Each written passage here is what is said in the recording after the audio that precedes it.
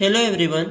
आज हम लोग सॉल्व करेंगे एक्सरसाइज 8.1 का question 11। State whether the following are true और फॉल्स, जस्टिफाई योर आंसर। आपको बताना है कि ये जो स्टेटमेंट है ये ट्रू है या फॉल्स है।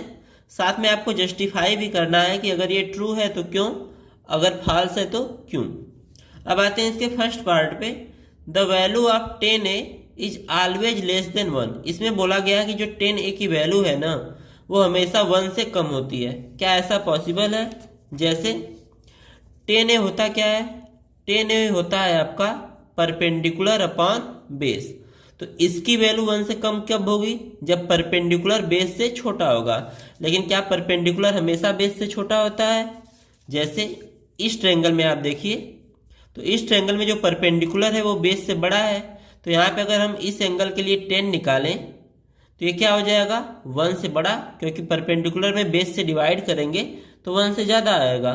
तो इसलिए ये हमेशा पॉसिबल नहीं है। तो यहाँ पे लिख देंगे false, because 10a is greater than 1 if perpendicular is greater than base. अब आते हैं इसके सेकेंड पार्ट पे।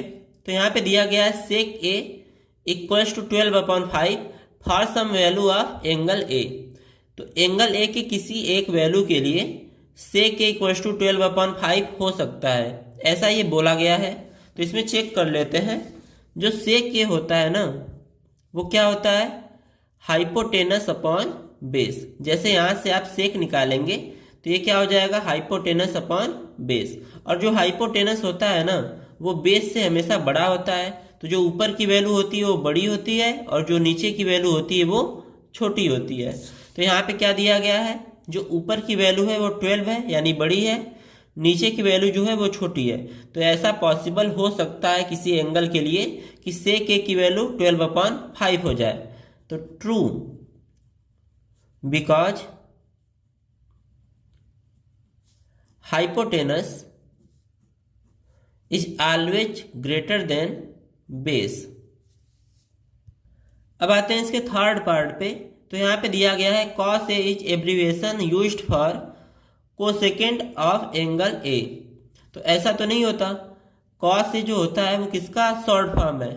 कॉस जो होता है वो कोसाइन का शॉर्ट फॉर्म होता है।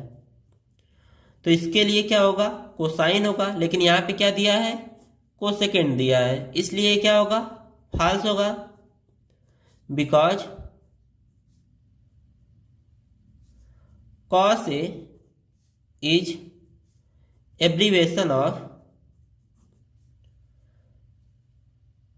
cosine of angle A।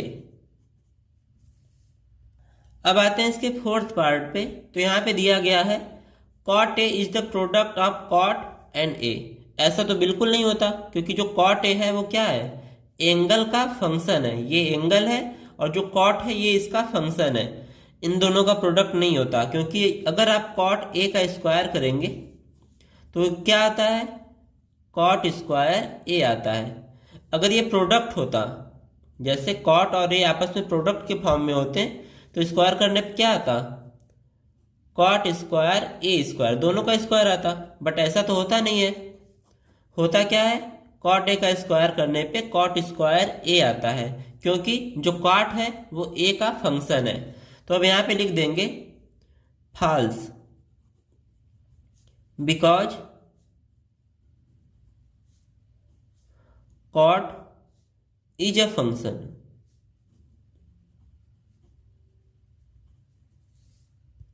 अब आते हैं इसके फिफ्थ पार्ट पे। तो यहाँ पे दिया गया है कि जो साइन थीटा है उसकी वैल्यू 4/3 हो सकती है किसी एंगल के लिए। तो जैसे ये है आपका ट्रायंगल, मान लीजिए ये एंगल है आपका थीटा। तो साइन थीटा की वैल्यू क्या होती है? साइन थीटा की जो वैल्यू होती है वो होती है परपेंडिकुलर अपॉन हाइपोटेनस। लेकिन हमें क्या पता है? जो हाइपोटेनस होता है वो परपेंडिकुलर और बेस दोनों से बड़ा होता है। यानी P/H की जो वैल्यू आएगी वो हमेशा क्या आएगी? लेस देन 1 आएगी। 1 के इक्वल नहीं होगी, 1 से कम होगी। तो यहाँ पे क्या है? ये वैल्यू ये 1 से ज़्यादा है। तो यहाँ पे लिख देंगे false, because hypotenuse is always greater than perpendicular.